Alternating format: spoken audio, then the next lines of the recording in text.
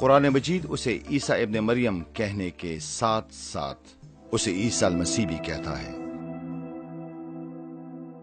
عربی زبان میں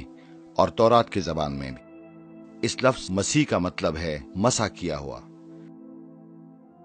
لیکن اس کے لیے یہ خاص بات یا مسح کیوں؟ بنی نوع انسان کو یہ بتایا گیا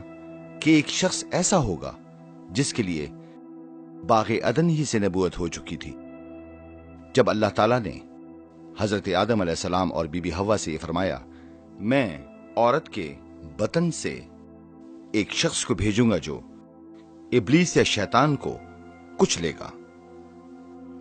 اور یہ شخص جو آئے گا اس کے لیے ضروری تھا کہ وہ ایک ایسا فرد ہو جس کے لیے وعدہ کیا گیا تھا، جو سب سے جدا اور الگ رکھا گیا، جو اپنے وقت پر ظاہر ہوا اور جو خاص طور پر مسح شدہ تھا۔ جتنے بھی انبیاء کرام آئے ان سب نے اس آنے والے مسیحا کا ذکر کیا، اور اس لیے کہ یہ ایک الجھا ہوا مسئلہ نہ بن جائے، وقتاً فوقتاً انبیاء کرام نے اس شخص کی تفصیلات فراہم کی تاکہ کوئی الجھن باقی نہ رہے۔ مثال کے طور پر کہ وہ کہاں پیدا ہوگا، وہ کیا کرے گا، وہ کیا کہے گا، اس کے ساتھ کیا کیا ہوگا۔ یہی وجہ ہے کہ یہ تسلیم کرتے ہوئے قرآن مجید میں لکھا ہے، عیسیٰ ابن مریم هو المسیح، وہ مسیحا ہے جس کا وعدہ تمام نبوتوں میں کیا گیا۔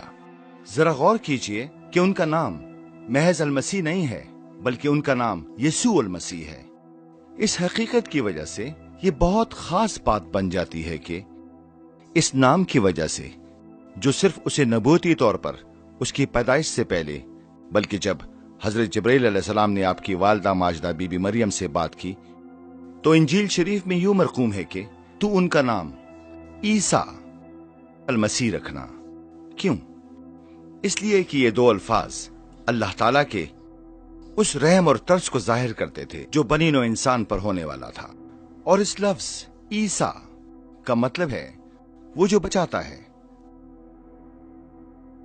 اور آج انگریزی زبان میں بھی جیزس کا مطلب یہی ہے،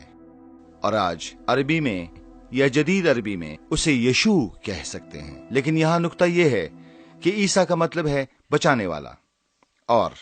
مسیح کا مطلب ہے مسح کیا ہوا۔ اس لیے وہ بچانے کے لیے اللہ تعالیٰ کی طرف سے مسح شدہ ہیں۔ مگر ہمیں کس چیز سے بچانے کے لیے؟ ہماری ناکامیوں سے ہمیں بچانے کے لیے، ہمارے مسائل سے بچانے کے لیے، اور ہماری شکست سے بچانے کے لیے، تاکہ ہمیں اللہ تعالیٰ کے رحم کے نیچے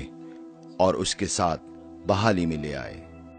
اس نام کی خاص بات یہ ہے کہ یہ نام اللہ تعالیٰ نے خود عیسیٰ المسیح کے لیے چنا